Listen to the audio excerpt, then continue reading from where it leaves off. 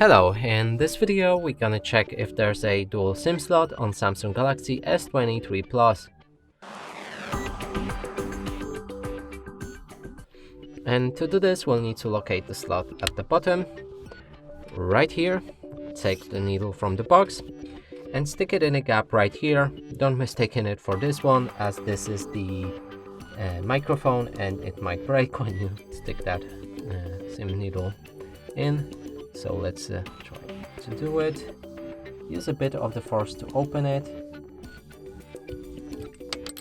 It should release, and inside there's one SIM slot right here and another one on the other side, and that confirms it. It has the dual SIM slot.